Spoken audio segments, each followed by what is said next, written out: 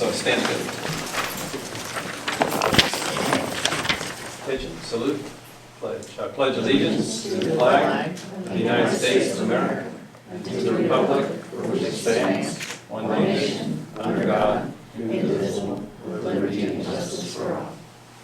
Let's pause for a moment of silence, please.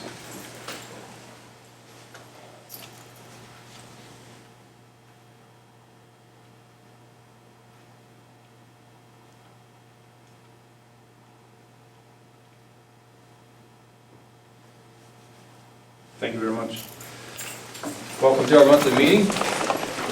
We are here to accomplish the business of schools for the sake of our students. We do want to hear from citizens, and there's time for public comment prior to action items on the agenda. We ask speakers identify themselves and their home district. We also ask that your comments are limited to 3 minutes in order to provide equity to all speakers and to ensure that our meeting is reasonable in length. If you have more information than can be summarized in 3 minutes, please provide leave-behind materials for the board's review. The moderator will ask that you conclude your remarks as the time has elapsed. If you have questions during the session, you may ask for clarification from the school board member or school administrator after the meeting is adjourned.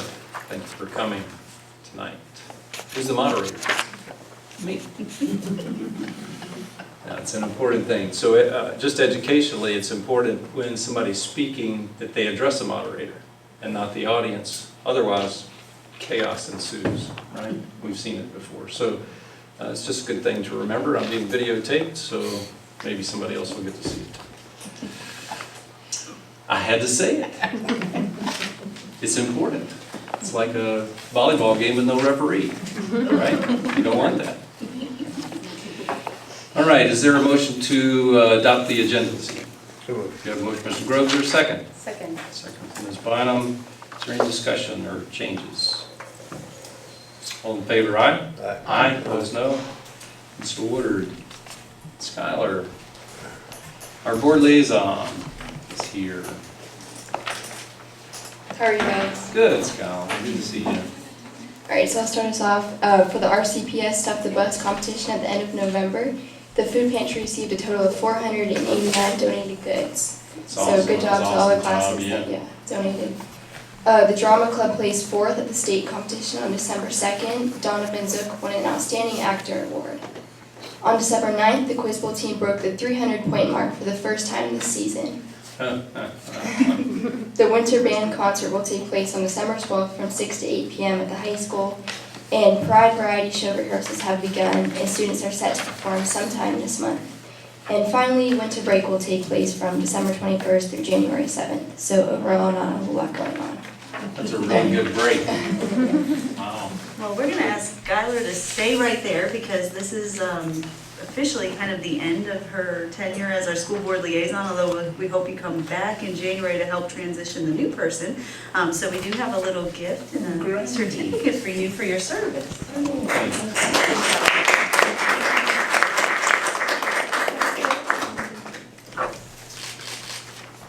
Thank you so much for everything.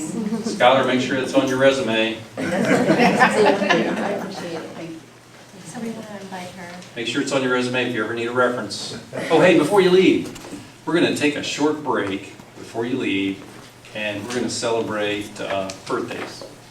And so there's some fruit over there, and we have 3 board members, plus I don't know who else, with birthdays in the month of December, and so the clock just is going to stop while we take a break, recess, and enjoy some fruit on a plate. Yes, ma'am. So Wes, his birthday is on the 17th, Chris is on the 21st, and Lucy's on the 29th. All right. We're happy you were born. Here we are. We're all in the same location too. You're in the same sign. How about that? Different years. Oh. Saying how she was my math teacher, just a... Okay, so we'll just recess real quick and get some fruit. Is that all right, everybody? Yeah. Closer I get, the further away it gets. All right, Madam Clerk, donations. Okay, I have several to report. Roby Construction donated $400 for volleyball. Rhonda Ramey donated Christmas gifts for the kids at the elementary school. Barbara Drumheller donated metal easels and canvases to the elementary school. Roger Jenkins donated 2 gallons of apple cider to the class of 2020. And Before and After donated coffee for the rap art tour for the class of 2020. Thank you very much. The donations appear in the approval of the consent agenda, which is going to happen soon. You've had opportunity to read the minutes from November 12th and November 26th special meeting. Is there a motion to adopt the minutes as presented? So moved. We have a motion, Mr. Rubin. Is there a second? Second. Second from Mr. Grove. Is there any comments?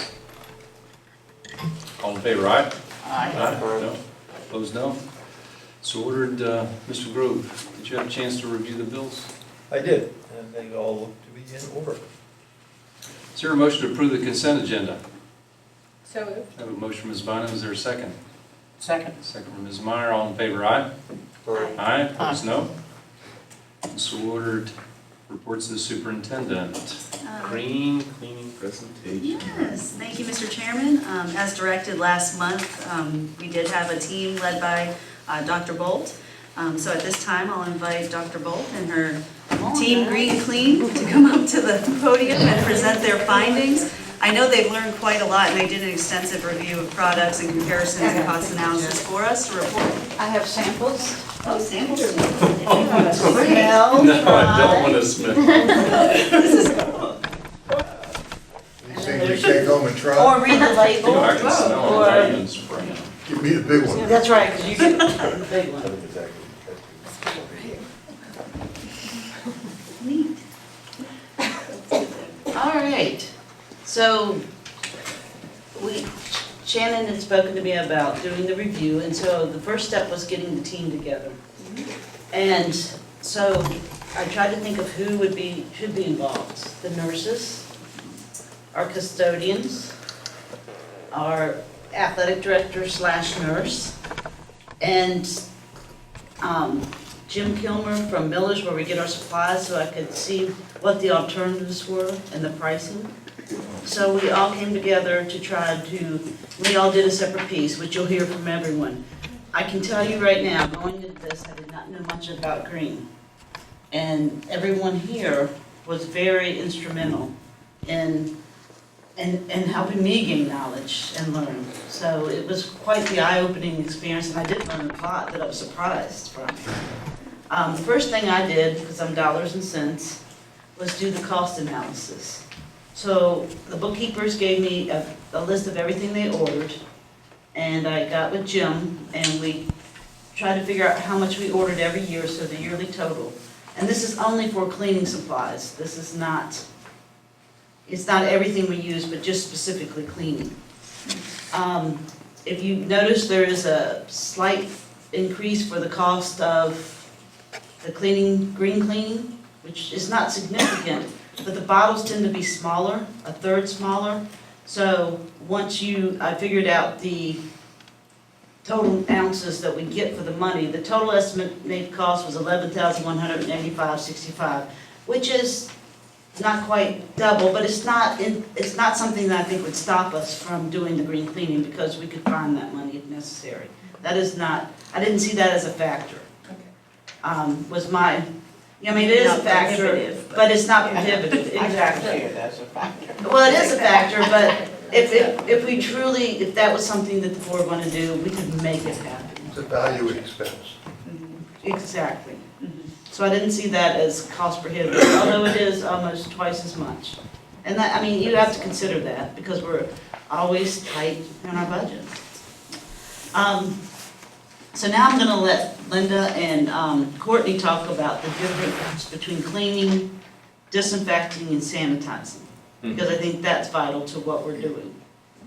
So you girls have that. It's right there. Oh, you want? It's right there. Okay. And here's a copy of mine. No, she'll do it. Okay, you're gonna do it. But here's mine if you'd like to read on this instead. Okay, I don't, yeah. Thank you. Okay, so, am I supposed to go? Yes, I'm not used to this. Thank you. Oh, you're welcome. I have to say that I think, first of all, that we have good cleaning products at our school system, and they're working, and I'm always got the adage, if it's not broke, don't try and fix it. So green cleaning is not only very expensive, it doesn't kill all the germs. It's not an antibacterial, it cleans, but it doesn't kill the germs, which is important. We have to use cleaning products that work, because that's what happens in schools. We spread diseases, unfortunately. So it's like it says, it removes germs, dirt, and impurities from the surfaces and objects, but it doesn't kill the germs. It removes the germs, okay?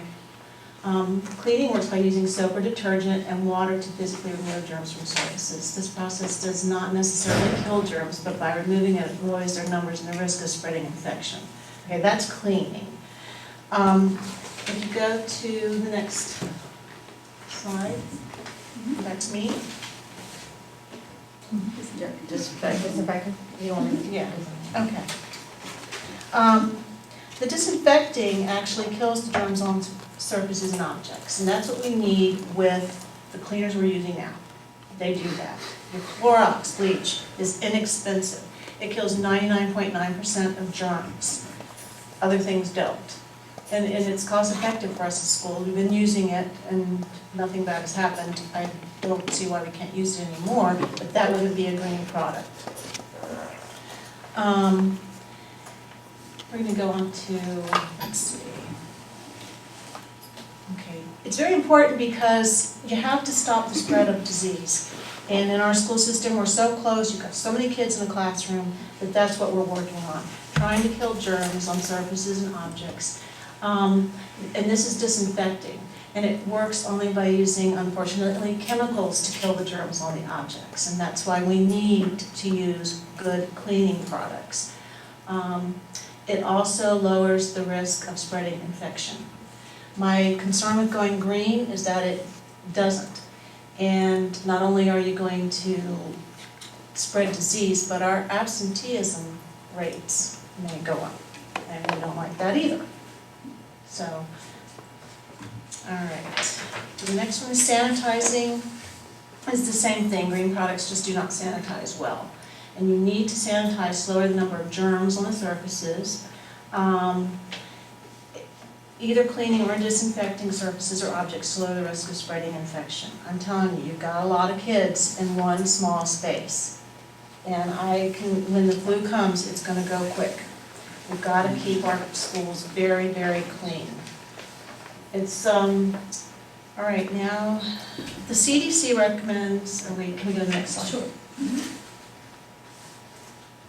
The CDC recommends to matching cleaning and disinfecting activities to the types of germs that you want to kill. And that's like everything out there. Flu, all kinds of things that we pass along. Strep throat runs rampant in the school system.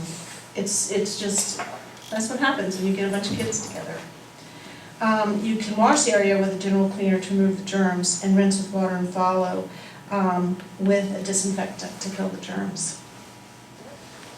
So that's per the CDC. The green cleaners' pros are that they're beneficial to our planet, and that's great, keeping chemicals out of our soil and waterways. They've been just as effective at tackling various cleaning chores as traditional cleaning products by some studies. So I'm underlining by some studies. And it means that there's less exposure to harsh chemicals. That's a good thing. That's a pro. The cons, however, and this is where it's going to get us in our budget, are the higher costs for a little bottle. If you notice on your cost analysis, the size of the bottle compared to the size of our other cleaning products, they're small. You're going to pay a lot for a little bottle.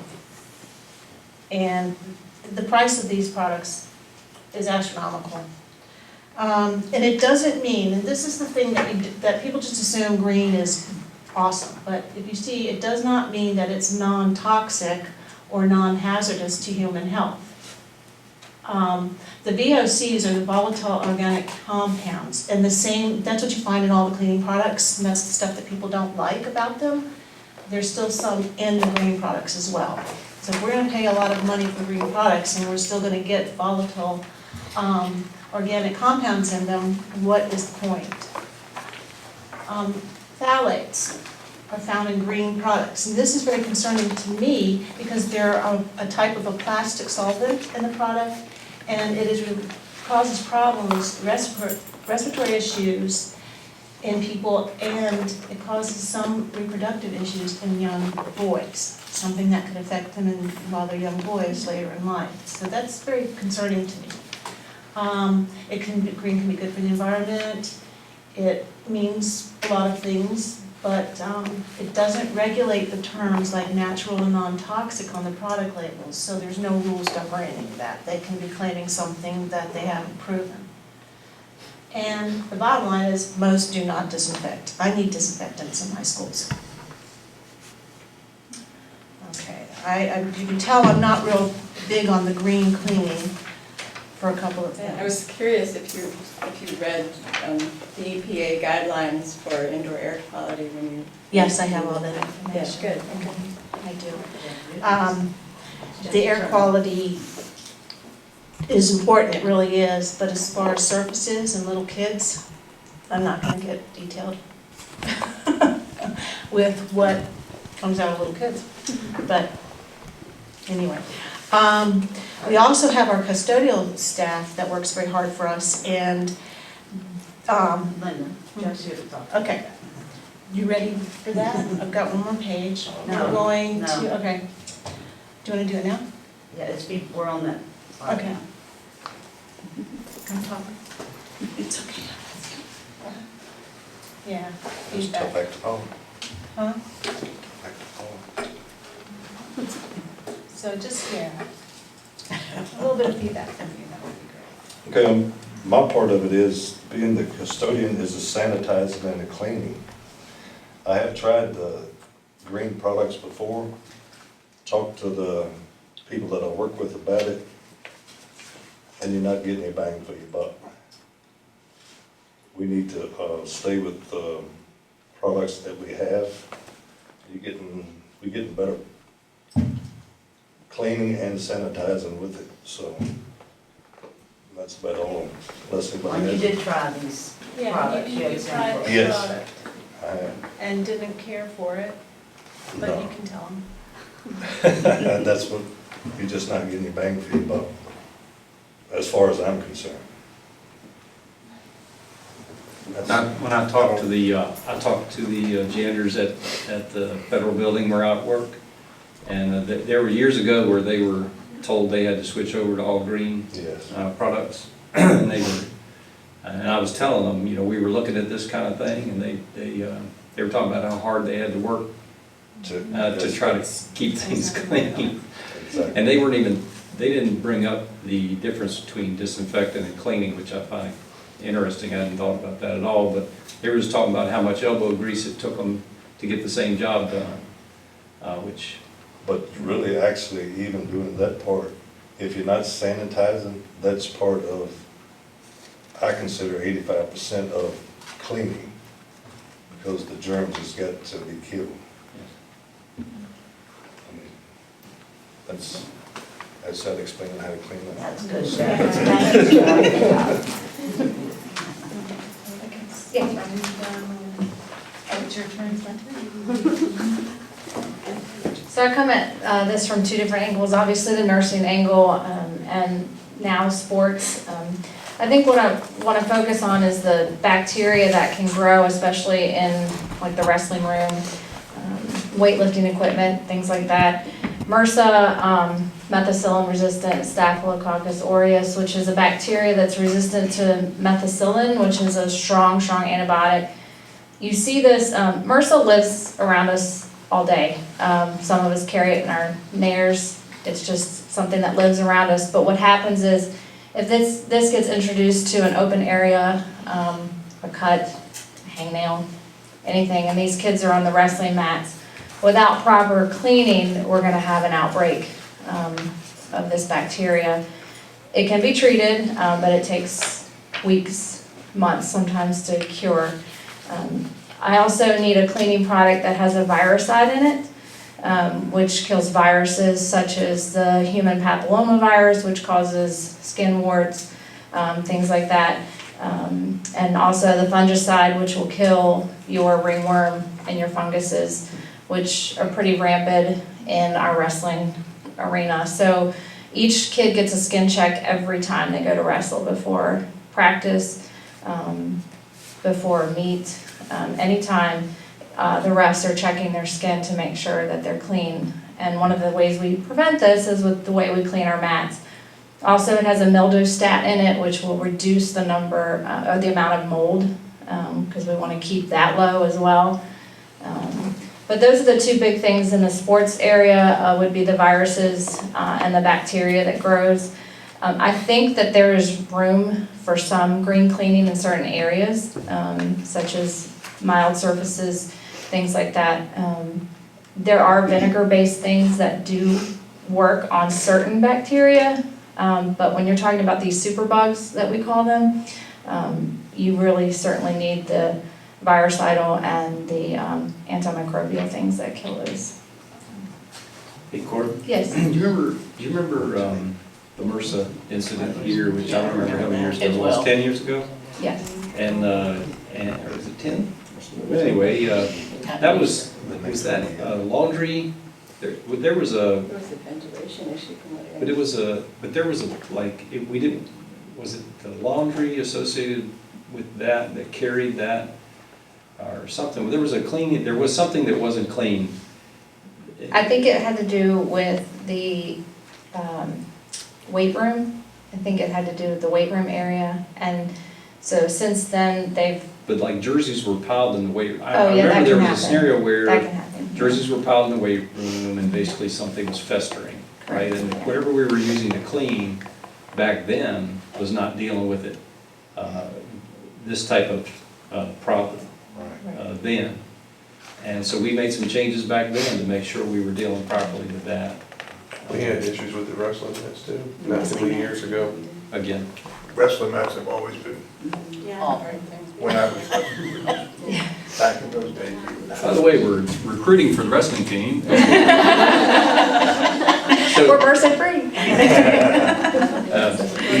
Yeah, so Wrestling staff, I know we just hired a new wrestling coach and he is fantastic. And Mr. Long, who's been on board for a couple of years, they're very adamant about the kids showering afterwards. And yeah, I didn't want to insinuate that we weren't, I was just thinking, I remembered the problem and But it was, you're right. Right, and I thought that did have something to do with the cleaning products we were using at the time, or that we weren't using them It may have, that was according to 10 some years ago. guideline or something. Because I think the school had to shut down for a little bit. Yes, it did. Yeah, thanks. Yeah, thank you. Thank you. So again, this was a learning process for me especially, because I use green products at home. I'm thinking, maybe I should reevaluate this myself. But the committee got together and these are the committee's recommendations. The safety data sheets that goes with any chemical we put in the school are given to the nurses and the custodians. So if there is a spill, how do you clean it up? What's the proper way? Provide safe handling and usage training of cleaning products to custodians especially. We're doing that already, right? We are. Yeah. But I can also get Miller's, our supplier, to bring people in to have a recap, just to, you know how when you do things all the time, sometimes a refresher is nice. The major cleaning, disinfecting, sanitizing occurs before and after students have left, so the students aren't in the building. The problem will rise with the sports teams and things like that, but they have to get their work done. The teachers request the wipes, if maybe we could ask for hypoallergenic wipes for the classrooms. So put that on your supply list and not just the Clorox wipes. And then have gloves and for our students and staff, like the students will wipe down tables and things and make gloves available for them to wear so that they don't come into contact with it. I think that, as you know, like this was what I brought up because of a lot of remarks that I've heard as they enter the school. People say, it smells like chemicals when I enter the school, and that was really, not so much at the high school, but more at the elementary school. Also just knowing, like reading the label and then seeing kids not following the labeling instructions. For example, keep out of reach of children, but seeing a Lysol spray bottle like at children height. I mean, that's, to me, that's a safety concern, because if somebody gets that in their eyes, if a kid's using it, it's a big safety concern. I see that as I enter school. And just to clarify, this. I do, I see Lysols, I see spray Lysol cans as you walk down the 7th grade hall, I see them on desks. I was aware of that. Yeah, it's really important to sanitize. I totally agree with that, and that wasn't at all, the motivation was really about the health of the children, what they're breathing. And I do think that trying to really stick to, like you said, requesting hypoallergenic or scent-free wipes for kids is a good idea, because, and I also agree that that as a parent, bringing in things that our kids aren't supposed to use in the classroom, it's not a very literate way to do it. I think it's important to follow the labels and to just make sure that everybody knows that we do that. And I agree. Not at all. And just to clarify, the same not chemicals are basically used at both schools. Yeah. They are. And maybe it's And on a happy We still note, we have- are using a green product Yeah. for our toilet bowl cleaning. It's Yeah. called Diversity, Yeah. and Jeff has found that works the best. So we Good. are using a green product for our Good, toilet yeah. bowl. We don't have kids bring things We of do. that nature into it. Yeah, we do at the beginning of school. especially Why? with For their the- supply list, teachers will ask for Clorox wipes or. Why don't we supply all that and just not have it happen? For the most part, we do. They just find it helpful when we have a breakout of strep in a classroom to have extra ones, because there's never enough to be able to do that. But what we have done since the previous meeting, we brought it up in our administrative team meeting to tighten up on those protocols, because you're absolutely right, children should not be handling those things. So making sure that the teachers are the ones doing the wiping down. We do have some older students who will help on some occasion, but we get parental permission for that if they're going to use it. Cafeteria staff have changed already to make sure that kids aren't the ones wiping down with the sanitizer on the tables, which have been like a chore before. It's diluted in water and it's supposed to be safe, but still, students shouldn't be handling that stuff. So just making sure all the faculty are aware, just to make sure that they handle those things safely, because there are sensitive children, and also that we develop individualized healthcare plans for students who are hyperallergenic or sensitive to those fragrances, and asthmatic students and things like that. It can trigger those things. So we have to be hyper aware of those too. So making sure our staff is aware, and we're making sure we're tightening up on that. Again, I'd just like to thank the staff. They are so knowledgeable. Mhm. I mean, the people on the committee, they know what they're doing, and I have faith in them. Thank you. Appreciate the work. Thank you all Well, very that's a much. lot of hard work, thank you. Thank you. Thanks for looking into Because I that. didn't know, if they're in reach of kids, we know better, it's in the reach of a child. Yeah, it's very light. Yeah, we'll take care of that. Sometimes. Yeah, we A can lot of tighten up. times when I enter the school. And it'd probably be 2 3 hours. Yeah. Take that home, I don't. Yeah. You want to take it? But thanks I for thought your that work. was a very great advertisement. It's funny that they all say cleaners. Yes, they are. I wouldn't have ever, It's interesting, it's made by until this Clorox. briefing, I wouldn't Right, have and we paid did it for that attention. month. Yeah, it's a whole different set of things. Like all the LEED certified buildings are green certified. We're not there.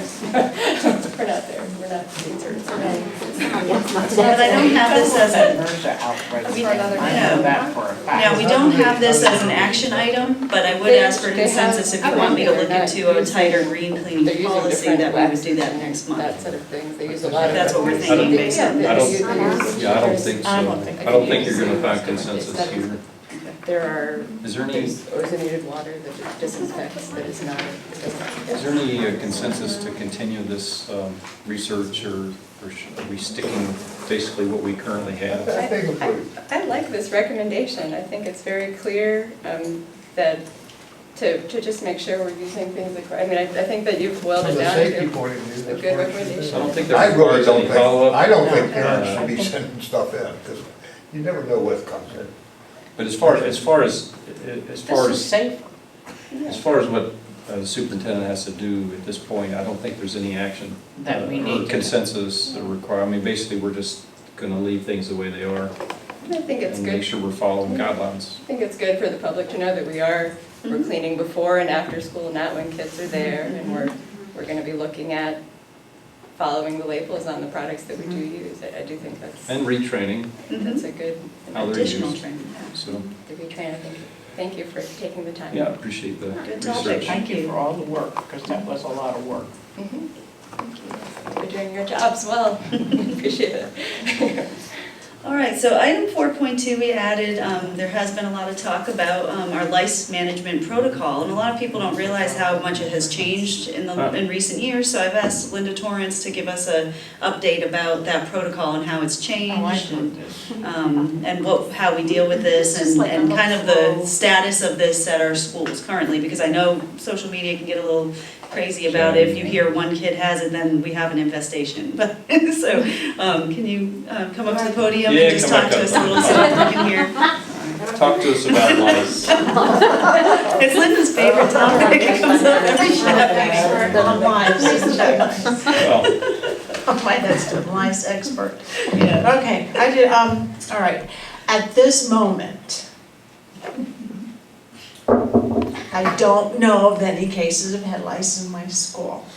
We tend to have outbreaks, and it's because, they sit together, or they share things, or whatever, and it tends to stay within specific families, and I'm not being precious here, I'm just saying that the same people tend to have it over and over again. But as far as what we do in school, the big major change that was made, it seems like it's more like a couple years ago. We used to send children home with head lice. If I discovered it, they went right home. Well, we can't do that anymore. The state of Virginia changed that and said we can't send kids home because it's not a communicable, well, I'm going to take that back. That's the wrong word to use because it is very communicable. It doesn't spread disease. They don't carry any disease. They're just a pain in the hair. You thought I was going to say it, didn't you? That's good. But that's, right now though, it's quiet. Whether they tell me, they don't have to tell me. The only way I usually find out is when one of the kids comes into the clinic because they told the teacher that they got treated for head lice the night before. And so then I check the classrooms. I don't even have to do that anymore, but sometimes I do. If it begins to be a problem in the same area, I will go check everyone. But all those laws changed, where we used to send them home and be treated and come back, and you had to show the bottle proving you had it done and blah, blah, blah. Not anymore. So that's the new lice rules, and It's harder in the high school because you don't know where they contact, they're all over the place. Right. I had one case this year of a high schooler, but she has no younger siblings, so I called the parent and we were in good communication about what she needed to do. She did everything properly. She came back to me for a check and she was fine, and I have not had any. yeah, that's what we usually do. We check them, we send them home, and then when they come back, they're to come see us, and I'll call for them if I know they're in school, and just check them and make sure it was done. But then again, they don't have to do it. No, I mean, You can't, because it doesn't So kill anybody. kid A has lice. How does kid B's mother know that there's lice in the classroom? So they can check kid B. Well, we used to send home letters. I know that, yeah. You can't do that. you can't do it anymore. No. Not supposed So to. you can't, no, it doesn't say you can't. I think it's, the law doesn't say you can't. Right, okay, so you won't suggest that we do that again? I don't know, I'm asking a question. Well, it's My concern, You guys tell when me. my kids, when there was a lice at school, and you got the letter. You got the letter, And you came home and you checked your kid. right. I am a parent whose child had lice, appreciated the fact that I was informed rather than spreading it to everybody else. And it's a Exactly. real pain in the tushy to get rid of them. And the sooner you try, the better off it is, That's my so. point. Now, when we discover them, we do kind of send, like we just did, a whole school just reminder, this can Is that happen. what you- And we do, we just did it recently too. But Linda's very, very good. I've heard her on the phone before, so so-and-so's been discovered to have this. Now, I can't tell you to take your child home, but we can give you some treatment advice if you'd like to start Yeah, now. It I would get you do started. call. She's very Yes. so, we're not telling you have to, but almost always the I suggest parent. that you get them home and Yeah. get them treated, so you can, I because don't it takes think a we did little it, while. I don't think we did it whole school, we just did it with the classroom. With the, wherever they were, if you had it on Right. the. And it The classroom informed level is what we parents. did. We did that. If it was sixth grade, then we did the whole sixth grade. Mhm. Yeah, Um, well, that'd be fine. if you want me to do that again, Well, and there's Well, I think you're just following controversy the on it law. because of the stigmatization, and we're so Yeah. small Right. that when it's honed in, then everyone will find out, and then the kid gets Yeah. targeted. And I So don't think you can do that. it's tough now with our numbers the way they are, and that's already happened already, and we didn't even send home the note. So we've just got to be very careful yeah. with that. And I don't get told when people find it at home. They don't tell me. I'll hear it through the grapevine or something, and I can't really do anything about it at that point. If they find it at home, they didn't get rid of it by tomorrow. No, and that's the No. thing, they can treat and send the child back, so we may see repeated cases, but this is a perfect example of where a social worker comes in very handy sometimes, where if it's a repeated problem, she can offer to go into I the agree with home that. and help teach you how to get rid of it, so that's an area where The we can big check problem too. with lice is, and when people discover it, is they think the shampoo treatment is all they have to do, Yeah. and that's not. You have to Oh, it's not. vacuum. It's not. I've You been have there. to treat, yeah, it's not. Bag everything up. You gotta 3 days. recheck that to make sure it doesn't come back. There's just this whole scenario. Yeah. I told you I'm a pro in it. So, but Yeah. that's the new lice thing. Hey, the state gives guidelines. So if Rappahannock County wants to change something, we can as our own school division. I think, am I right? I don't know. We go by their guidelines, but they're guidelines, they're not law. So if the board decides that maybe we need to do something else, let me know. Sounds like we're already notifying people in general, Yes. just Yeah. to be Now, on. you notify the one that has it, that's the only one you notify. No, because No, we send if we discover it, we do send reminders to check, and this is how you get rid of it, and if you have it, this is what. broadly. But it's broadly, It's it's a not, broad we message. really It's a try broad hard not to message. do, we used to do it at the class level, which can be very So the stigmatizing. message to the public is, if you see this letter coming out of the school, there's a problem somewhere, check your Yes, kid. check. Yeah, Right. Not if Yeah. it's only one a year. and that's all it's not so rampant, so we do not have an infestation, we've had a couple of cases, so Yeah, all once a year, so if it was 2 or 3 times a year, would you send 2 or 3 letters? Yeah, we do. So the letter would accompany just the fact that something appeared, and it's very general. That's not even a lot. We may even do a monthly one just as a reminder, just a reminder, this can happen, and this I is don't how think you. I would do it monthly, I think I would do No, it because then it so that, becomes, otherwise, just then it's something just to a put in the blinking trash light if can. you stop paying attention to it, right? right. So I think whatever process we have, we again, we maintain what we're doing. Okay. You good? I'm And good. so- Am I Any other done now? questions? You're The social done. worker's involved. Done. The social worker is involved with the repeated cases to help Yes. people understand They that can't. there is a problem. Mhm. If there's repeated cases, those are referred to her so she can offer.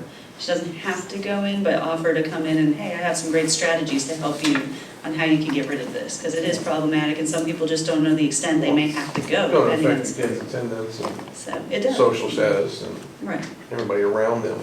You want to avoid stigmatism, that's a good place It's to not start. good to use the lice shampoo all the time. There are some homeopathic things like mayonnaise and a hairdryer. Mayonnaise and a hairdryer? Interesting.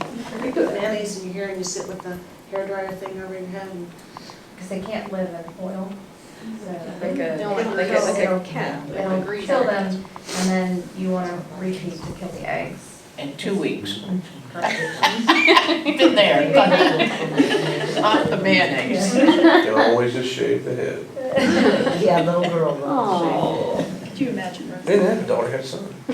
Yeah. So if you come in bald-headed next week. He got it twice or something Sorry, like that in Chris. kindergarten. we shaved his little head, put all his bedding in a bag that just got opened up, I think about a month ago, really. We didn't have lions anymore. Yeah. All right. Well, this has all been very interesting. Everybody's itching. So- I know, we're all like. Anybody itching yet? Life always is. All right, Moving on? yes, move on. Okay, let's move on. Thank you, All right. Linda, again, thank you. Thank you. All right, so we are going through a new process called the continuous school improvement process. And I know when people hear that we're doing school improvement, they think we've done something very wrong and the state's coming in, and that's just not the case. But now the state is requiring everybody go through this process. It's a universalized process for making sure we're always focused on continuous growth and improvement, which is a good thing. So this was our first year of implementation of this process, so several of us went over the summer to training. Saw an old friend of ours, Dr. Matthews, who got to lead the training as in her new role as the DOE school improvement person, so that was really neat too. So we've used these processes, these documents to come up with our plan. So I'm going to ask the school improvement team, Ms. Gates, who led the elementary school, I guess you can start. And Mr. Swindler is on his way right now back from Rockport, Massachusetts, for a funeral for a family member, so I'm not sure he's going to make it tonight, so Michelle Griffith has come in his stead, just in case. So thank you, Michelle. Okay. All right, I'll bring up your PowerPoint here, Ms. Gates. All right. Okay. Well, I can't take credit for all of this. I established some committees at my school, and we did a lot of research and collected some data to get all of the information that I'm going to provide to you this evening. So the first slide, we have our school profile and demographic information. Our enrollment at the time, it might be a little different now, give or take, it was 485, attendance rate 96%, fully accredited, target assistance in Title I, and then you can see the percentages there for the student population. Economically disadvantaged is 42%, and so forth. Okay, and then the next slide provides you with our faculty and staff, their experience, and their how many faculty members we have in each grade level, and then how long they've been teaching. So just some nice information to see. And this is all part of the executive summary as part of a comprehensive needs assessment that was conducted, so that's why you'll see this. Yes. Okay, so the instructional overview. Rappahannock County Elementary School is a pre-K through 7 Title I target assistance school that has been fully accredited for the last 5 years. Woohoo! Students in each grade receive English, language arts, math, science, history, and social science in a 6-day rotation of exploratory classes that include music, art, STEAM, computer lab, library, PE, ABL, which is action-based learning. And then students in grades 6 and 7 also have the opportunity to take farm to table, band, or chorus. And then I just did a layout of each subject to kind of explain how our instructional program looked. Can I stop you a minute? Sure. Is that band course or band or course? If you choose band, you just do band and then That's PE. what I thought. Yeah, yeah. Not this year. You band and course? Yes, you can do both. Oh, is it? Okay. You can. That's something new. Yes, Okay. this was new this year, yes. Oh, cool. This year, we were able to adjust scheduling so that it's a kind of a separate pullout for 6th and 7th grade band students who still wanted to participate in chorus. And I only know that because my daughter is one of them. Oh, okay. Okay. I know that when you're in band though, it's a big, Yeah, you know, you usually. spend a lot of time and it's all you, because most of the students, they'll pick their exploratory class or give an idea of what they want to take, and then they always take PE with that every Yes. quarter. But so the choir is involved in that, so that's awesome. In the English and Language Arts, we have the Reach for Reading program, which is the National Geographic reading series, which is nonfiction and science integration in the curriculum. We also use Imagine Learning, which is an online intervention program. Wilson Foundations, which is a program used to solidify phonemic and phonological awareness in the primary grades. And then IXL, which is a computer-based program for additional practice. And this is something new too. We used to have IXL only for math, but now we're also utilizing that with language arts, and students can use it at home as well. They can log in from home to do remediation, which is really nice. Yes. And we encourage that. For math, we have the Math Connects program, which is McGraw-Hill textbook, and it has online components, and again, iExcel. I really like iExcel because the students can log on and it really is differentiated. So if a student is lower level, they can practice lower level skills, but if they're advanced, they can go to the next grade level. So it adapts really well for students. I'm sorry? Is it okay to ask questions? Sure. Okay. That's a good question. Or you want me to put a little bit? No, jump in. Yeah, it's okay. The iExcel, is it, you say it's a computer-based program. Mm-hmm. Is it internet-based? Yes. Okay, so a student would have to have internet access to do it at home? Yes. Yes. Or could they, is there a specific password or is there a? Yes. They all have a password. I'm pretty sure it's their lunch number. They use that lunch number to log in, and there's a specific website for our school. And we've explained that to parents? Yes. Yes, we send a letter home most of the teachers will communicate that with the parents as well. And I've even seen it go home on newsletters for remediation. So yeah, I'm sorry. This is something we buy and then Yes. provide it for kids? Yes. Mm-hmm. Okay. And they also use it in school as a remediation tool as well. Yeah. Thank you. Uh-huh. And then we have Ames Web, which is a computer diagnostic tool used for assessment. And the Continental Math League is an enrichment opportunity for students excelling in math to compete with other districts. And that is more in the gifted program at our school.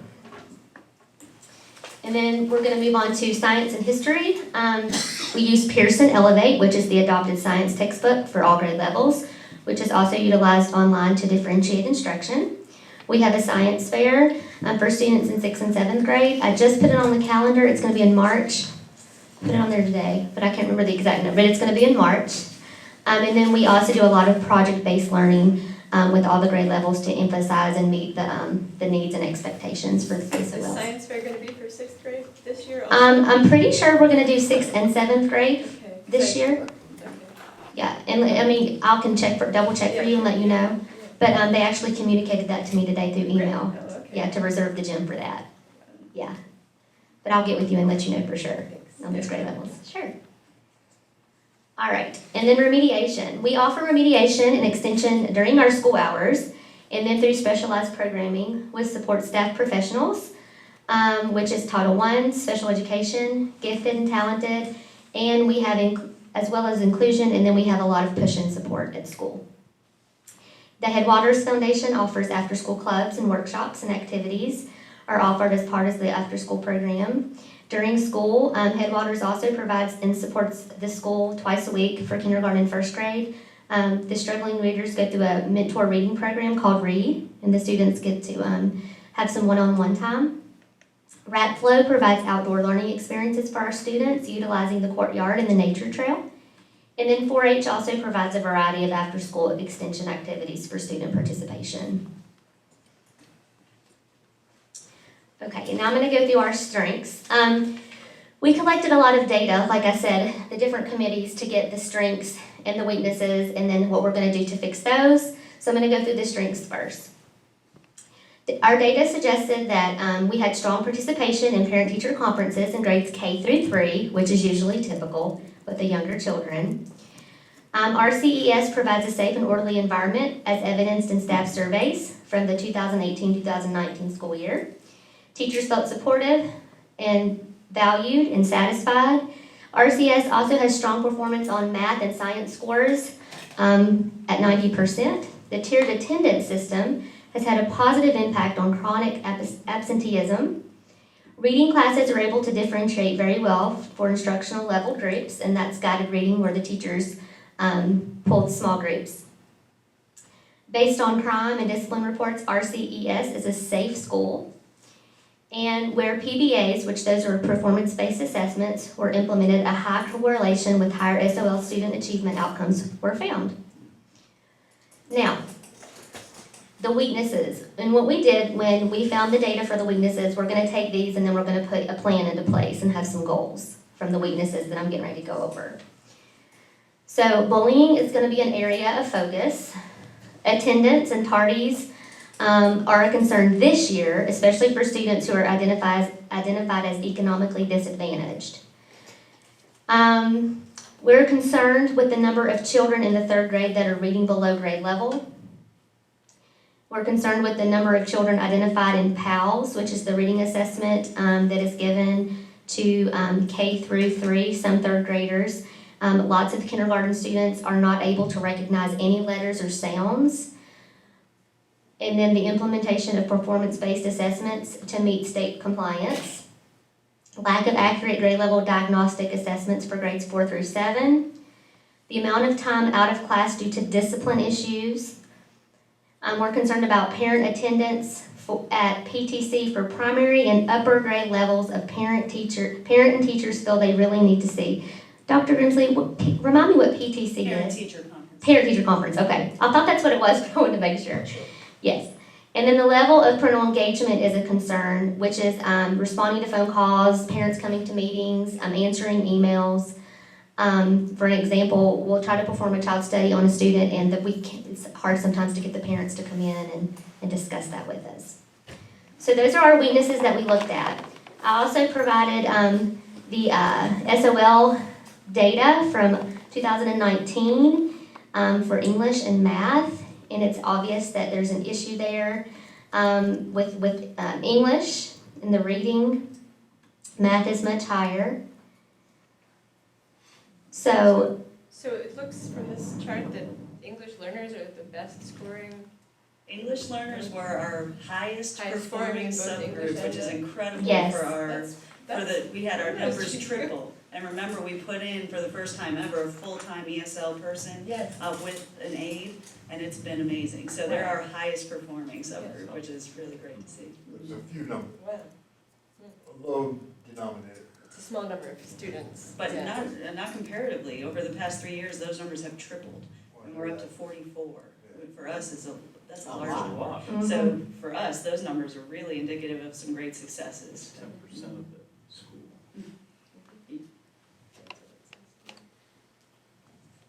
Right. So moving along, so our first goal is that we want all students at RCES to increase their reading level by 1 year by the end of the school year. That is a big goal for us, no matter where they start. They might start way below level, but as long as they show progress by that 1 year, that is our goal. So the way we're going to do that is we're going to develop small groups to help with letter ID and sound remediation. We're also going to do that with the other identified areas like within the PALS test. We're going to develop a plan to assist with increasing reading fluency. The teachers will track student reading levels quarterly. I came up with a Google Doc that I shared with teachers, and they are putting in the reading level every 9 weeks or every quarter, so I can see it to make sure kids are progressing. And if they're not, I'm able to see that as well, so we can get some additional help if we need with those students. And that's something new that they've never done before. We're having some trouble finding a way in which to obtain reading levels for grades 4 through 7. So we're currently researching ways to find out that information. We can do that with the younger grades because we can do running records and we can take, the stories are shorter and we have different tools to use, but it's harder when you get to those upper grades unless they're really below level and we can utilize the lower grade assessments.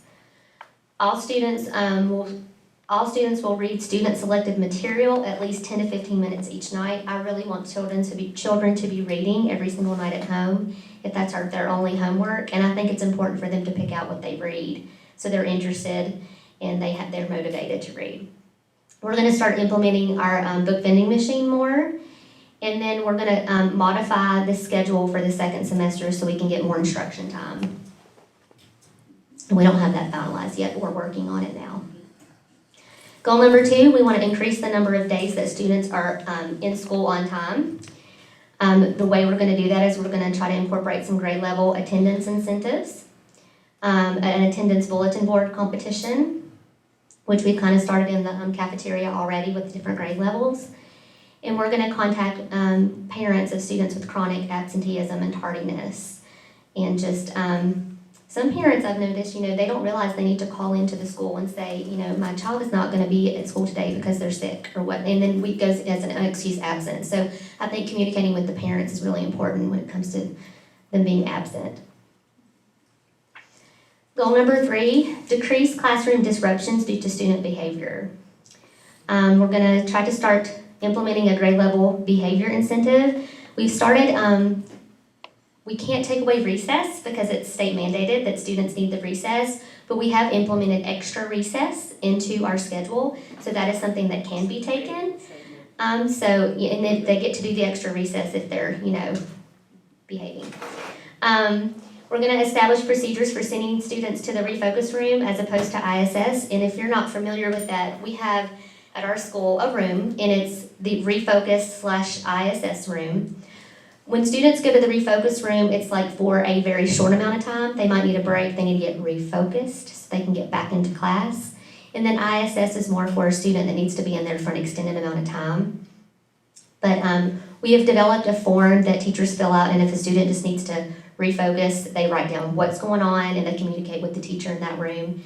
And then I get those at the end of the day, so I can kind of see who's coming in here a lot, what's going on, and maybe we need to complete a child study and have a plan for this student. So those are some of the things that we've put into place. We also want to start, if possible, providing some counseling to students while they're in ISS if they're frequent flyers in there. And then institute meaningful consequences for behavior infractions, because we know that sometimes the consequences that we provide aren't working, so we need to see what is and try to implement those. Goal number 4 is parent communication and involvement. We're going to target specialized communication to parents for whom conferences would be most helpful. Try to get those parents in here that we really need to talk to. Grade level teams meet to determine the incentives for that involvement and parent communication. I know that some parents, can't come to the school to be involved, so just, finding a way to get in touch with them. And, sometimes the students can help us do that. And I know with our EL students, we have a lot of trouble sometimes with the communication piece.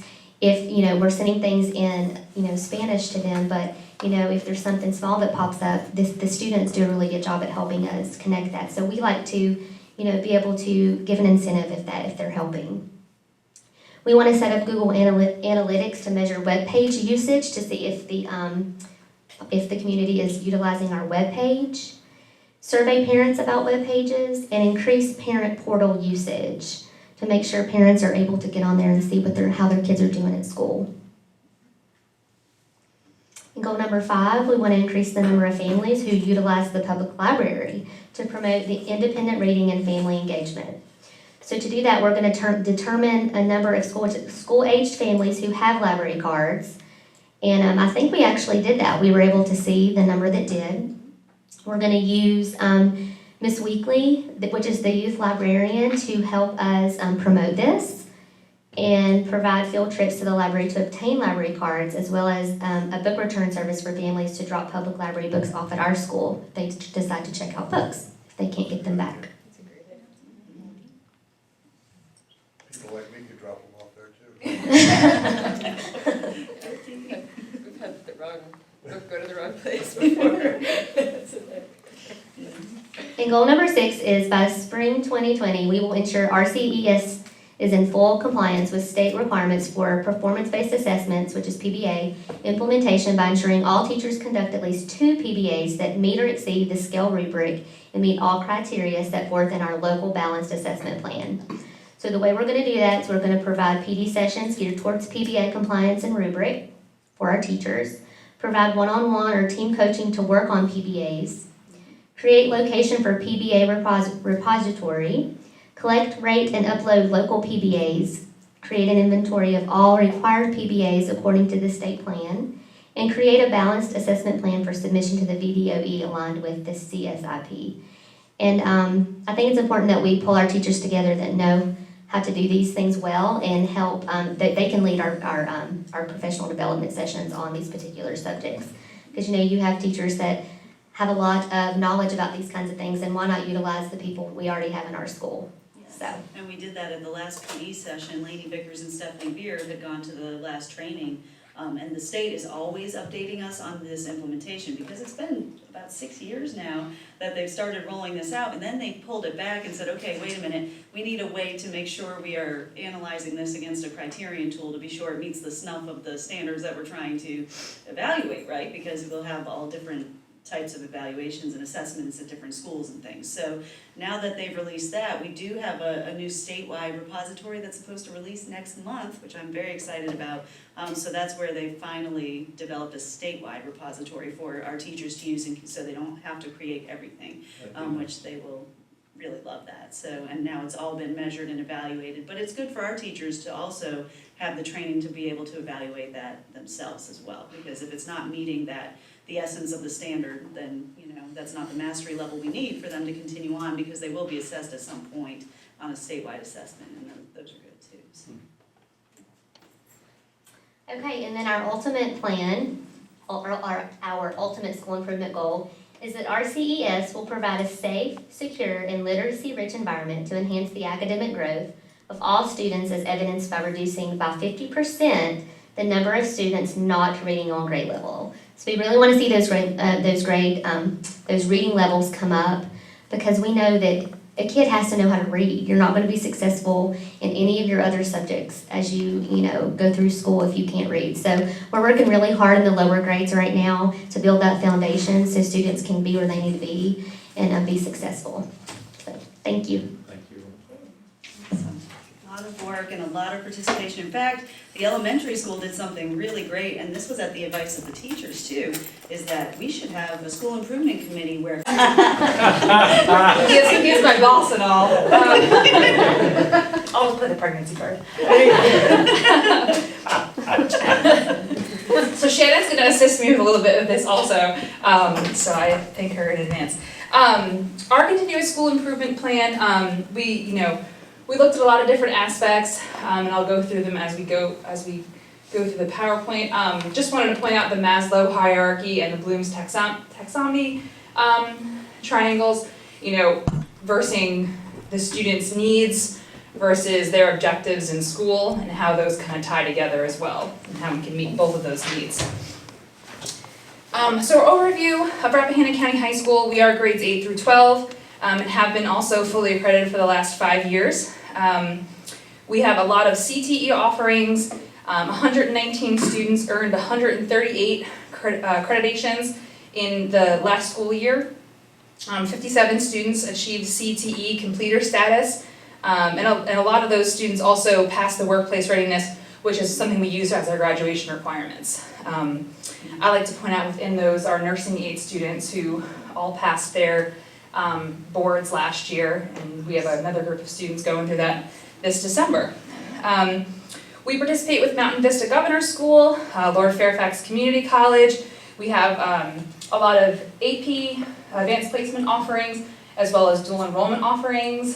Just a little plug for dual enrollment, because that's my life. We have, our dual enrollment numbers have increased significantly over this past year, and are continuing that partnership with Lord Fairfax and RAPCE, has been amazing, and they continue to help us out with different things. So we have over 15% of our students last year took advanced placement classes, and over 21% took dual enrollment classes. I don't know the numbers this year, but I can tell you that they're a lot higher than that this year. Sports-wise and extracurricular activities, we have over 20 sports opportunities for our students here at the school, with multiple clubs as well. 30% of our students participate in athletic sports and academic activities. Those, we all know the normal sports, football and things like that, but we also have the academic activities through VHSL, through Scholastic Bowl, theater, new addition this year, which is Esports. I walk down the hallway and they're all practicing and they're all like yelling at the computer like we do football games. It's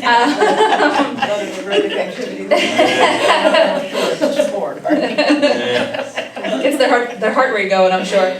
We also have marching band, concert band, jazz band. and our VHSL one-act competition that we participate in, which as well as our school musical in the spring. Our teachers have multiple endorsements, which as a guidance director has been extremely helpful to me as building the master schedule this past year. We were able to do some creative scheduling and fulfill some needs because of our teachers' willingness to get multiple endorsements in different areas. Like our Latin teacher has a math endorsement, which you don't see every day. Job security is one. Oh, yes. I would like every teacher to do that, the things that we could do.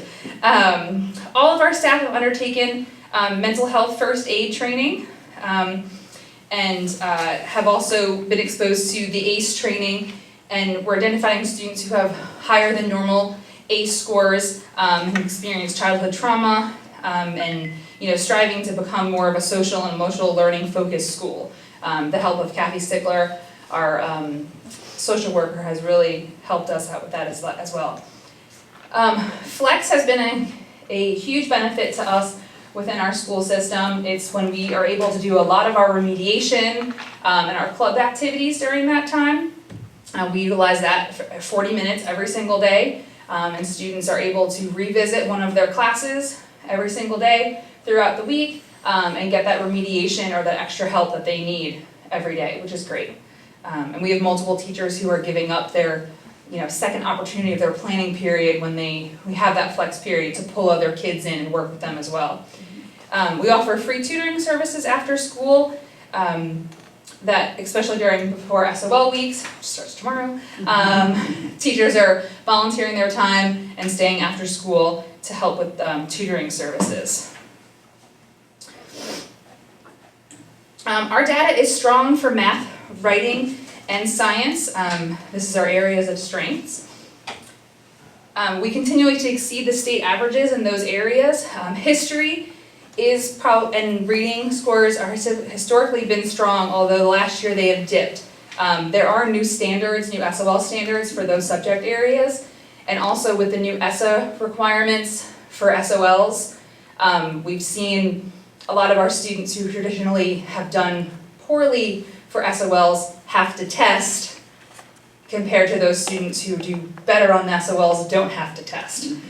Because if you're not familiar with the ESSA requirements, if a student passes the classes, passes those SOLs and met their graduation requirements, they don't need to test any further in those subject areas. So for example, a student who's a poor test taker who takes world geography in 8th grade doesn't have to take another history SOL. So we have new history standards and the students who are taking that US history exam who previously failed an SOL. So I was just wondering one detail about that. If a student who has done the required SOL test just chooses to do the SOL test like in geometry, even though they don't need to, does that count in our? We can't test them. We get a testing irregularity if we test them. Okay, so you can't. The rules say we shall not test them. Okay.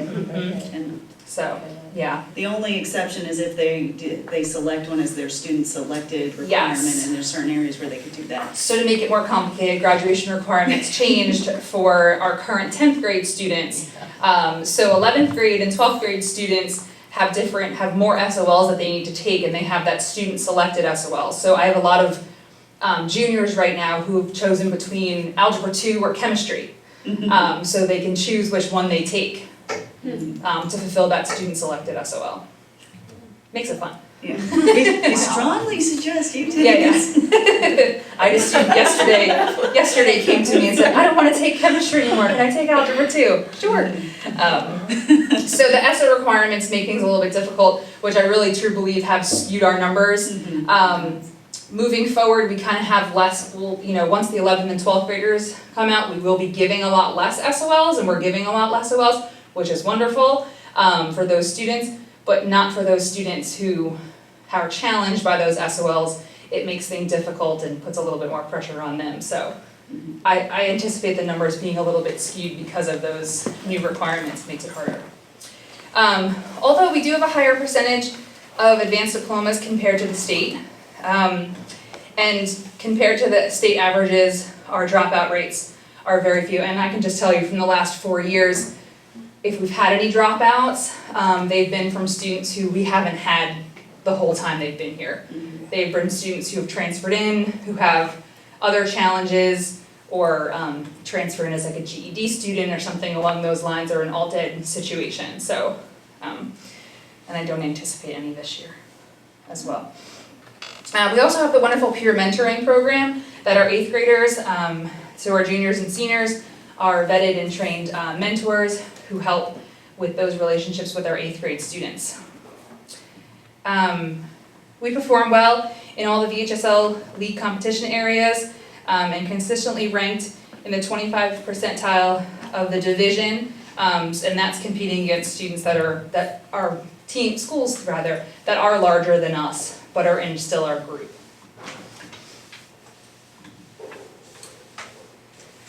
I'm gonna go to the next slide. Okay. And then there's a, Yep.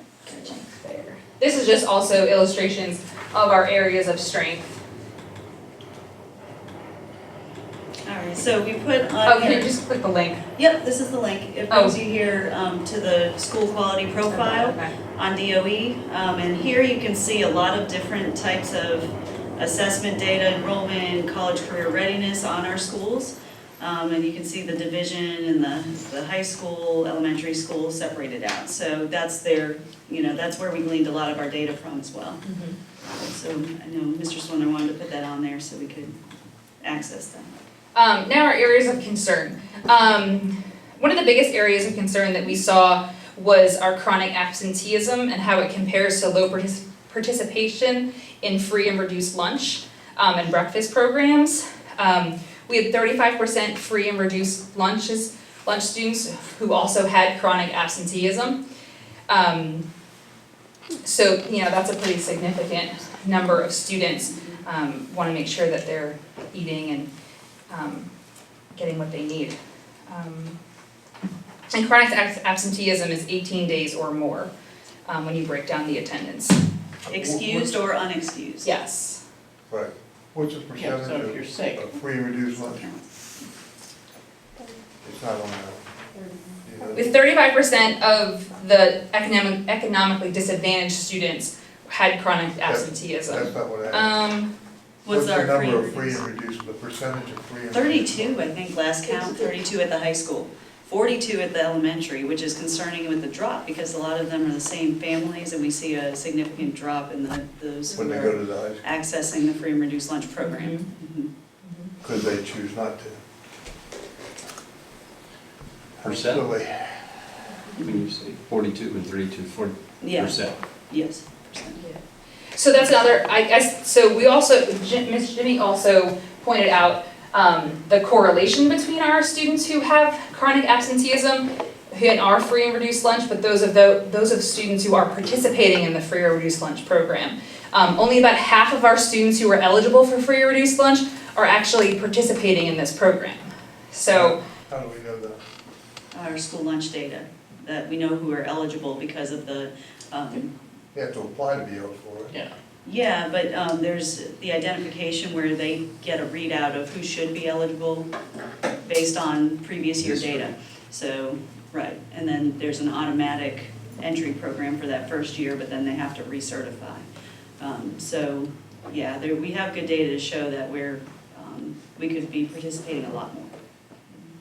And I guess the concern there is, of those 35% students who are economically disadvantaged, who are the chronic absenteeism, how many of them are participating in the free or reduced lunch program? Is that aiding to our absenteeism, those students, and the overall grades and everything else, if they're not eating and having access to that, kind of goes back to. Hungry kids can't learn. Exactly. There are some systems who have gone to just feeding every kid. Mm-hmm. Has anybody thought about that? $275,000. Huh? Yeah. $275,000 to feed everybody. 75. No. That's what it would cost for, approximately about that much to feed everybody lunch, just lunch. Not So, breakfast. not breakfast. So, put that out there. feed everybody, but there's some schools that are going to whole school feeding programs that qualify. Those are generally the guidelines, and Mandy's not here to tell me, but I believe that you have to be 65% or over in free and reduced lunch to qualify for a full school-wide feeding program. So we do look at that, and we want to encourage as many families to participate as possible. And we are not denying access to any child for food. I mean, they come to our lunch line, they're getting fed the entree. So we did away with that right away, you know, when we heard about the lunch shaming and things like that. So we need to feed everybody at the high school level a little bit different, because they don't always come through your lunch line. Mm-hmm. You know? And I can tell you when they do come to the lunch line, because the lunch ladies get on me too, I'm not just gonna get the entree, I have to get all of the other things that go along with it. So it is a Yes. complete meal, you know, if I don't get my milk, I get in trouble. Yes. They will make sure you fill your tray with Yes. everything, and you get how many vegetables, and, I mean, it's I don't know, it's a incredible lot. how much food you get, it's a lot. We got a lot of shepherd's pie today and it was delicious. Because they got an earful. Remember a couple years ago, Mandy was telling us how we got judged because there weren't enough beans in the, remember Yes. they were counting, yeah, there was an actual bean counter, There which was was. counting beans that were in a bowl, right, Yeah. from FDA. And our lunch staff is really good about encouraging students, you know, I'm sure if they see them coming back and getting snacks and things like, you know, to encourage them to, you know, maybe you should eat some vegetables. They do to me anyway. So that is, you know, one of the biggest areas of concern is, you know, the students that are having access to the, you know, free reduced lunch students that they are eating, and how that compares to our chronic absenteeism program. The participation has increased over the last 3 years, but it should be 100% of our free reduced lunch students who are participating in this program. Is there a way to identify those students that are not involved in the free and reduced lunch program?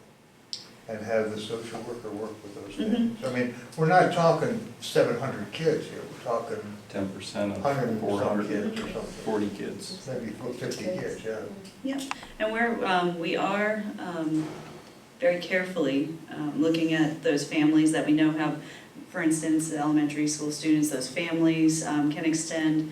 There's a lot of educating to parents, because if they have one eligible child in their household, the free and reduced lunch program actually extends to their siblings, which some parents just didn't realize that. So, but they need to fill out some of the paperwork to get that. So we've done a lot more outreach now that it's online. It's online now. That's helped Much quite a lot. easier, right. And we encourage anyone that just may not know, go ahead and fill it out and see. So we are trying to increase access to that. And if we have without seeing some of the application work or anything that would tell us that a family is economically disadvantaged, there's not really a good way to know that unless, you know. That's why. Yeah. So if you can skip to the next page. This is just some more data showing the participation rates of the students who are participating and not participating and are. That's what the last one didn't show. It didn't show it. No, it's all right. It showed them. That's because I have to do this. There you go. Ah. All right. I think if you go to the learning climate tab on the top. At the top. Yep, okay. It shows our chronic absenteeism, and as you scroll down, it also goes, talks about the free or reduced lunch students. Says 27.9 are eligible for free or reduced lunch, and 42.3% of students are utilizing, those students are utilizing breakfast, and 46.2 are utilizing the lunch program. So how do we improve this? Attendance is always, is always an issue, I think, in every school. You know, we participated in the Jostens Renaissance program. You know, Jimmy and I, a couple of years ago, over the summer, were painting murals on the walls and, you know, promoting different social activities, so that students are willing to come in school because they're excited about it, they're enjoying the climate of their school, and, you know, that it's a positive place to be. So by promoting school spirit weeks, and, you know, just encouraging those willingness of and willing attendance. We talked about social media campaigns. parents stressing the importance and benefits of regular school attendance.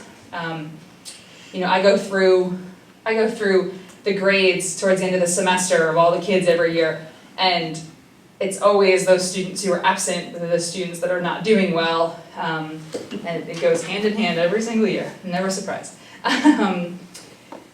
Competitive attendance incentive programs, I know we've done by grade levels, I know we've done some pizza parties and things like that. A lot of places in the community are willing to give out, vouchers for free stuff. Chick-fil-A always does that, so we can do that as well. We send out the robocalls every single day at 8:30, and then Janet follows up about 10 o'clock or so with personal phone calls to anybody who hasn't called in to say, where their child is, and, I'm sure Janet gives them a little bit of a guilt trip as they call, and just reminds them, how important it is to be in school, especially those students that call out all the time.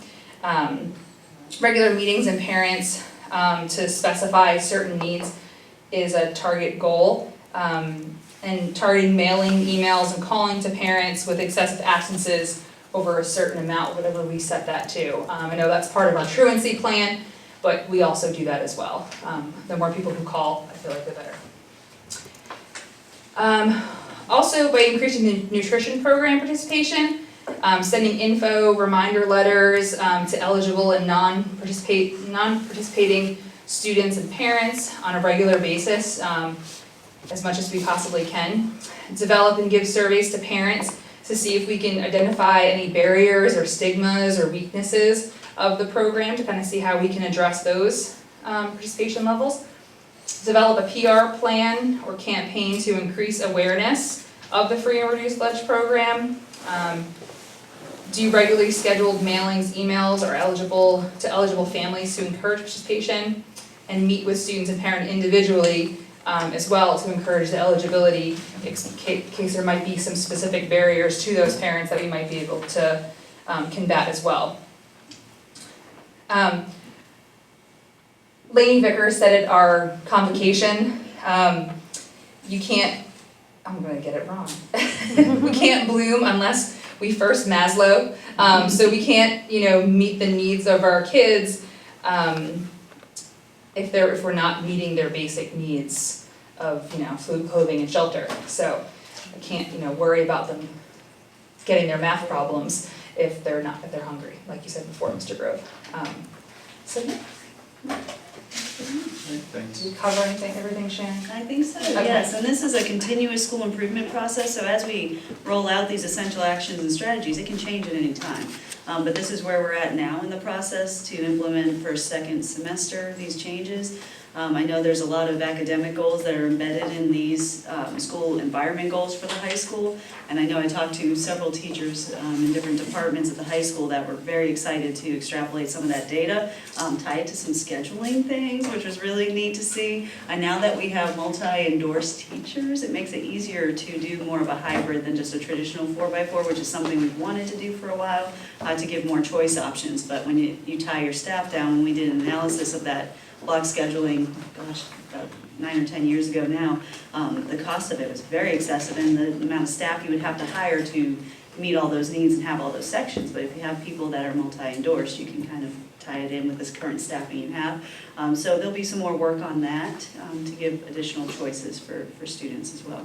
Yeah, I know we're having a training coming up on how to build the master schedule. I'm trying to find some other people who can help me out with this. Because I won't be here most of the second semester. So, and with that, we get a lot of teacher input, and we have in the past as well, to do some creative scheduling to try to see how we can best fit the needs of our kids. So that's an ongoing process. To build the best master schedule has been my goal since 10, 11 years. Yeah, we're doing so, I'm sorry. Go, sorry. I mean, that scheduling piece is a big thing because people are so motivated if they, for example, we have our athletic director here, we have our nurses here. Everybody knows that if we get to run around every day, especially when we're a teenager, that would be good. So having half the year of gym, for example, half the year of no gym, just physiologically, I think it's got to be hard I mean, it's hard for me if I don't get a walk, you know, every day. So I just really think that looking at this type, I mean, part of the needs are we have bodies that need to move, you know, not just half the year. I can tell you on a That's daily something that that's basis, something a lot of people talk instituting the about. Wellness Wednesdays has Yeah. has surpassed the fitness of our students. We had a teacher call the other day, it was freezing outside, and she's going outside because the kids, they just needed some stimulation. Yeah, and It's like, you know, this is quiet high wonderful. school students, like they'll say, the first thing they'll say, I got to go to that special classroom where you're Yeah. on the treadmill. Like, that's the shining point of their day, when they get to move a little, with commit to be fit. A lot of the teachers utilize that flex period. We have PE half, students take PE half the year, But and it's- they don't have it But every year. it's only ninth and 10th grade, it's not 11th, It's not 11 or required, 12, no. yeah, it's. But, and that's true all over the state. Yeah. I think providing activity is a good thing to do. Yeah, within some of the classes even, you know, Yeah. that's what happens. And our teachers definitely have been we take advantage of being able to wear yoga pants on Wednesdays Yes. and being able to wear our workout clothes so we can go take the kids outside. And I know the teachers, they utilize flex a lot, even not on that Wednesday. I can tell you, because I'll be in the front office and a lot of teachers will call and say, hey, we're going outside, we're going to do this, because they're not going to be in their classroom. And a lot of teachers take the kids out during flex time. If they don't have any remediation things to do that day, they'll take them outside and walk around and, you know, do different activities. So the teachers definitely are taking advantage of that ability to be able to do that. Yeah, if it could For be. sure. And the other piece of that motivation to be in school is where you get the synthesis, the creativity, the arts. You know, the band students are pretty good, well attended at school, I believe, but it's hard when you have that block schedule and you're facing a choice between, you know, culinary arts or band, and that's another piece that I hear a lot, that people they drop off, and it's Yeah, sad, no, because it's definitely- music is so important. If you're It's a definitely music hard. I person, mean, just sing with that. Just doing scheduling with students, they only, even if we were a full year classes or half the year, they only have those 8 opportunities to pick stuff. Exactly. It's- And, you know, being a small school, sometimes those conflicts because we have singletons of, you know, we only have one section of this and they're just not able to take it. So sometimes choices have to be made just in the nature of, regardless of how you did the scheduling, That's true. it kind of just happens that way. And a lot of times you get those subgroups of students who are in band, but they're in all of those honors level classes and the singletons also, so it adds a whole new barrier to it. It's a That's the thing to problem juggle. with the block But- schedule. Yeah. It's not just block scheduling, It's every schedule. it's every schedule. Well, We have so many. I did a lot of schedules now. Yeah. Yeah. Yeah. Anyway, I was wondering, we're doing so well at publicizing things, putting things out there. I wonder if we can create a series of things that go out on social media about absenteeism and what it does to kids. And We're working on that right now. It's funny you should mention that. Holly and I I were haven't just talked to talking you. about that, and she actually already developed a prototype for the chronic absenteeism. So chronic absenteeism versus truancy. Do you know the difference and how, you know, your child, if they miss 2 days a month, can be basically chronically Right. absent, you know, so, and we just get, educating we people get about it. evaluated on that. We do. Our accreditation is at stake on Yeah. these things. So, yeah, it's something we don't really have much control over, but we can educate our parents to help us. And say that, you know, you're not learning if you're not here. And if you're not learning, you're not gonna pass the test, and you're not gonna do this. I mean, I think we have to, it's a small county, we can get the information to people. And our parents are getting a lot better at the communications piece and calling us or planning ahead if they're going to be away and how they can get their log into Google Docs and be counted present. You know, if they're on a trip where they're learning, you know, or something. We have quite a few that do that. So as long as it's, you know, we can certify it's a learning trip and they can, you know, log in and show us that they're completing some work. So, and those children typically don't have any issue passing the SOLs. But we do have some that just, you know, are chronically absent because, you know, they're sick sometimes and there's just issues. So we just have to educate our parents, and we are working on that. And we have a standing We can agenda do the item same- on our cabinet meetings every week to talk about attendance and what our numbers are. We could do the same thing with free reduced lunch. Mhm. And just put out the statistics that, you know, hungry kids just don't learn. That's so true. I would think. Mhm. Thank you. Thank you, Michelle. Thanks. Okay, so the last item is a budget update. Much to share at this point, other than what we mentioned last month about the local composite index being adjusted to being higher now, which means less money for us from the state level, which means more local effort required to do our basic standards of quality SOQ required mandates, which is problematic already because we are already a tight budget. So the governor's budget is set to release next week. So I'll know a lot more after that.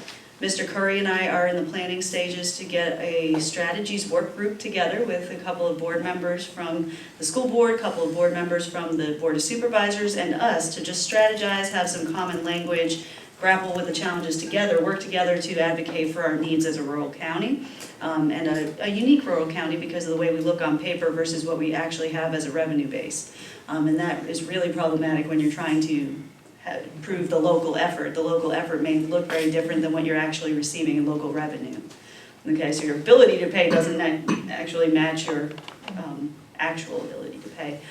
So we do need to do some advocacy with the local composite index. Our school population has been dwindling. Our enrollment is going down as well. However, the needs of that population have been increasing in significance and the amount of intervention needed, which means more money required. So even though our numbers are going down, it's a much needier population than we've had in the past, which means it is more costly to educate that population. So we have to just educate people about that and those needs of our particular case. So we'll do that like we do every year and do the best we can with what we've got, right? And once we set up that joint meeting, we'll let people know. Absolutely. I mean, it's not a public meeting, but the public's not, I mean, it's an open door. It is, yes. To that meeting between the two boards, two members of each board.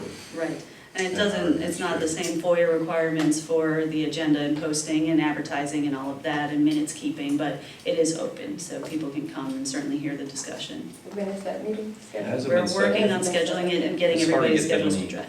folks on it, yes. Yeah. So, And I know that there are people who would like to advocate ahead of, like this in December, would be glad to, and so as soon as we can get that information to Absolutely. the public to advocate in the General Assembly and government, whoever, that would, people. Are these going to be work sessions or are they going to be public sessions? They're going to be work sessions, aren't they? They're not a board-appointed work session. They're more of a strategies discussion between two boards collaborating to, just come up with some common language and talking points so that we can all kind of understand the situation. So are you going to put out a survey again? Oh, for the community survey, absolutely, Okay. yes. That'll go out, last year I did that, January to February, and that'll happen. So far, this month is the month I meet with all the staff and departments, so I have been doing that. And getting some great information from the staff, some really great ideas too that I had not thought of before. So using all the data we can to build the best budget. any questions? Thank you. Please the reports. All right, thank you. Moving on, Headwaters Representative report. Yes, I have a report. So I went to the regular Headwaters meeting in November, which happened on November 18th. And at the start of the meeting, they talked about the scholarships that Headwaters administers according to donors' wishes. A donor can design, for example, Mr. Grove, and they can design a specific scholarship with specific parameters. And there's a common application for those, which will be available to students starting January 1st. Headwaters also, I didn't know this before, but they also allow for follow-up applications for the second year. Someone who's received a scholarship can get another year of scholarship, which I wasn't aware of, and that's pretty neat. They can get up to 3. Yeah, they can apply, and their website is really organized. I went on it just before this meeting, and they will have that application, but it's nice and streamlined for students can apply for 19 scholarships with one application. So it's pretty amazing. Oh, that's sweet. It's a pretty amazing thing, and a huge disbursement of funds to our community that they do.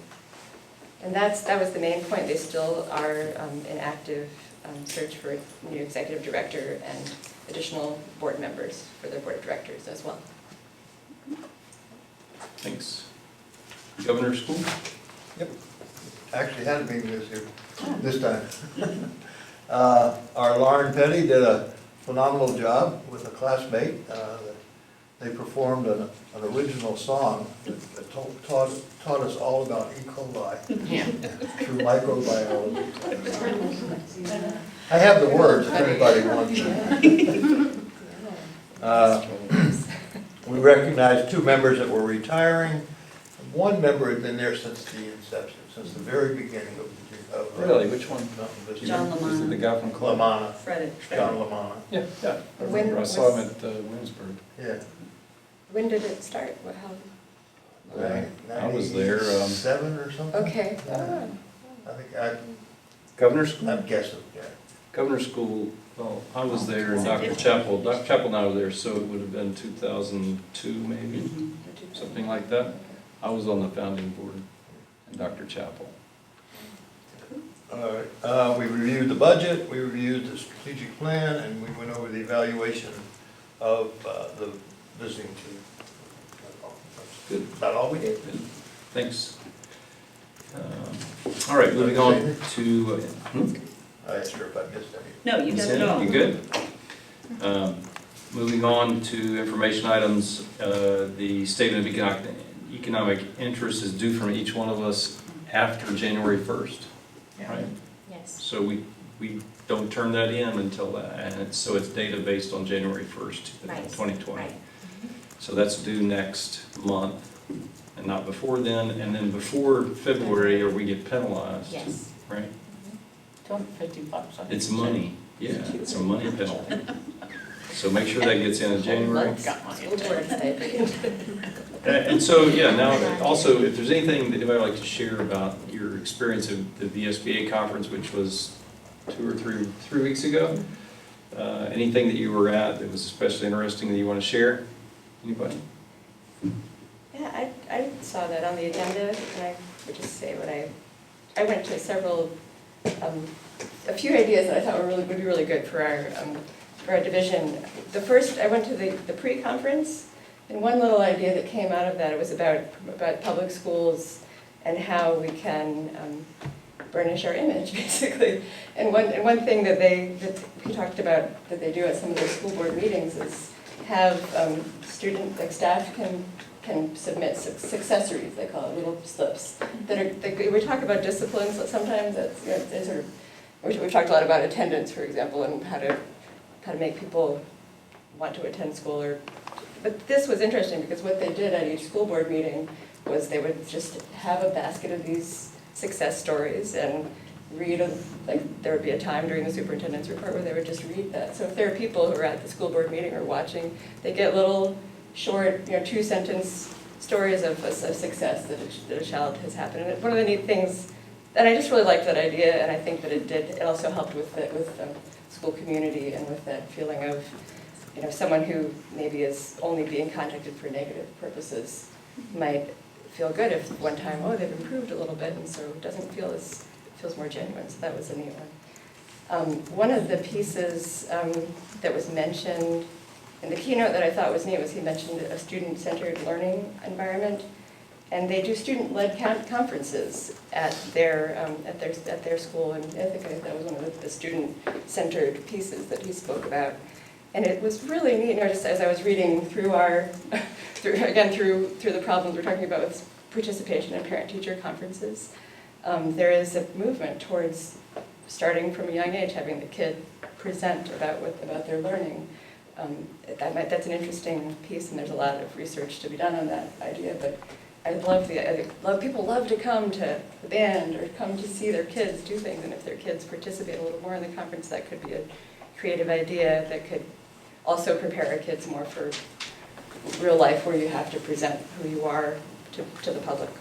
So that's an interesting thing. I did go to the Zero Energy Schools workshop, and all those certified schools, they're doing them with no cost. And I spoke with Robin about that, and she's already on a neat program to get to do an audit for our school. So she's really wonderful for that. They are all Green Clean certified. It's partly because of the building materials that they use and the kinds of waxes and polishes they use. That's part of their the design of these newer schools, and it's something that that is a direction that we're going in Virginia. And that was, and then I also passed on some information about STEM learning at the board level that Wes and I went to, talking about integrating hands-on applications more systemically from early grades up through, and that it's neat now that we have a STEM lab. It could be neat to see that, and it is pushing more into the classroom. So there's a lot of, it's always. And I also did the 5K before the meeting. So I did it all. I loved it. I had a great time. You should have gone down there on Monday. I think I retained more from the sessions having run the 5K. The exercise. I was more awake is good. at 2 for having done that. Anyhow, thanks for the opportunity to go. And I was in the enjoy hotel it. drinking coffee, watching her run by. I was trying to get ready. Moral support. And Bud and I were at Lake Anna. You were Driving down, driving right. fast and quickly. I did go to the delegate assembly, and Oh, the delegates had voted, it was like 173 to 12 to eliminate attendance as a A metric. as a metric for whatever the word. Accreditation. Good. Yeah. That's overwhelming. Well, I couldn't, but I tried to find out who the 12 were.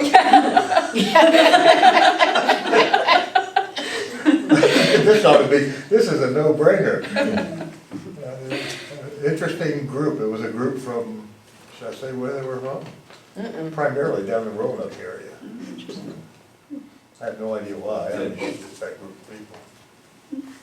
I went to a session on board governance where people told horror stories about board meetings that were out of control, which was very entertaining, but not very helpful. I saw a law update, which I think a couple of us were in together, which really was mostly about Title IX for the most part, and how Title IX is spread out to being so many more things. So it used to, when it first showed up, or when I remember first hearing about it, it was all about the equality of girls' sports versus boys' sports and those offerings, and how they needed to be evened out season to season and equal.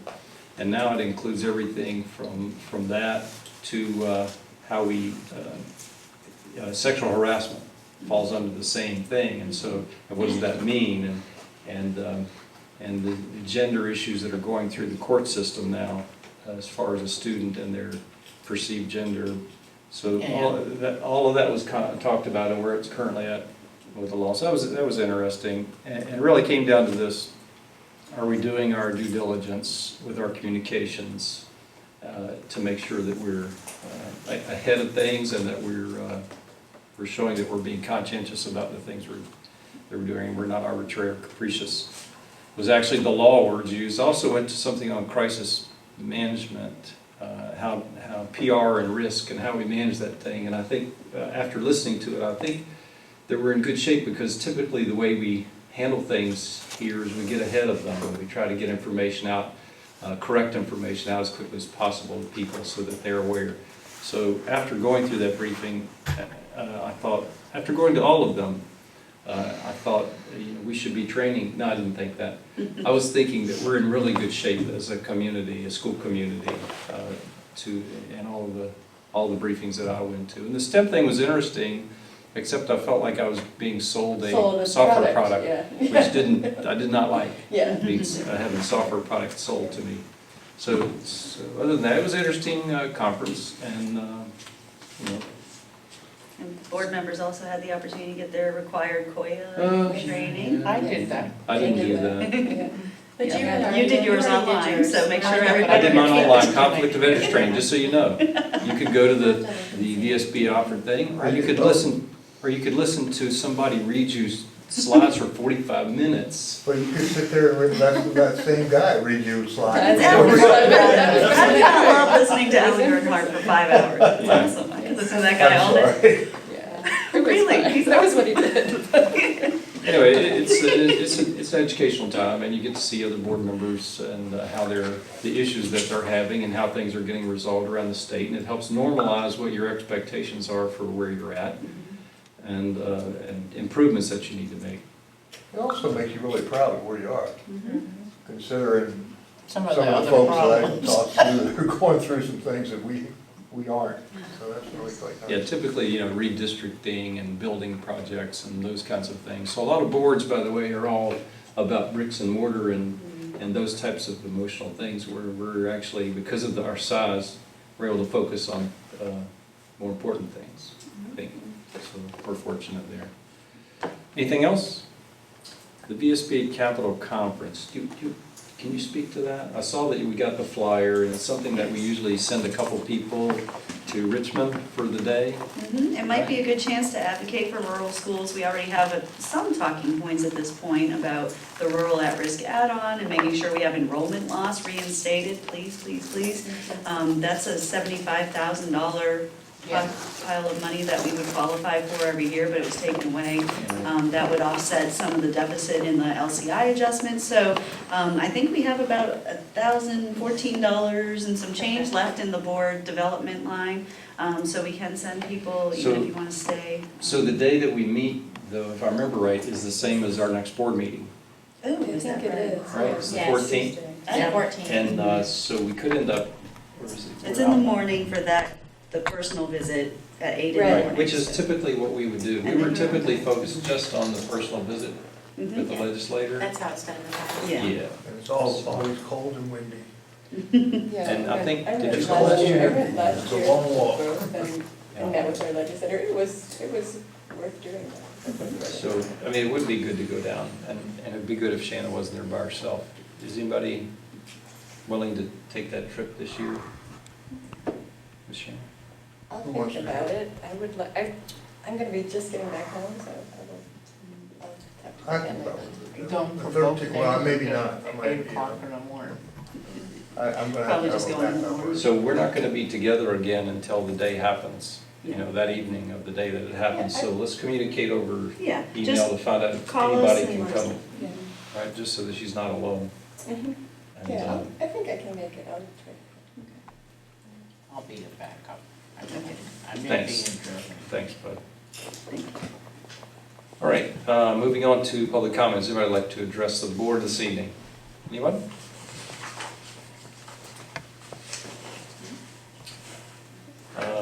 Our next, is there any new business? Sorry. Is there any new business from the board? Oh, yeah. We should, Yes, we have you know, something? we should announce selected citizens of the year. He's way over there so he can't kick me under the table. That's twice this week you've done He doesn't like that. Oh, Yeah, congratulations. Yeah. That's great. I'll find another opportunity. We're blessed Whole to, year, it goes the we're whole blessed to year. live here, that's for sure. Yeah. Well, thank you. It was well deserved.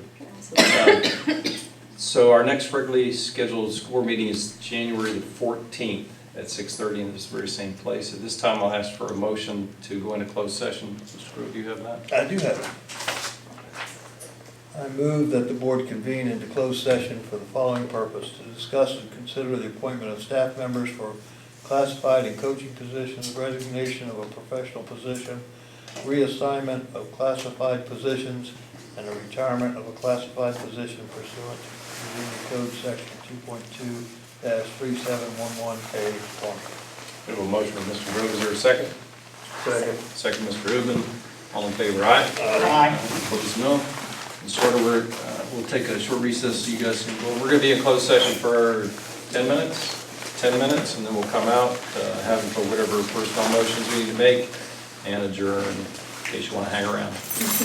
Take some fruit. Yeah, grab some. The motion we discussed during closed session. Chris, you've been certified? Larry Grove certified. Rachel Bynum certified. Wesley Mills certifies. Lucy Ann Meyer certifies.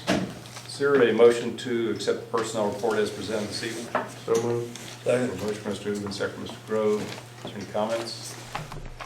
All in favor, aye? Aye. Opposed, no. So ordered. Is there a motion to adjourn? So moved. We have a motion, Mr. Uven. Second. Second from Ms. Bynum. All in favor, aye? All right. Aye. Opposed, no. And adjourn, thanks for coming.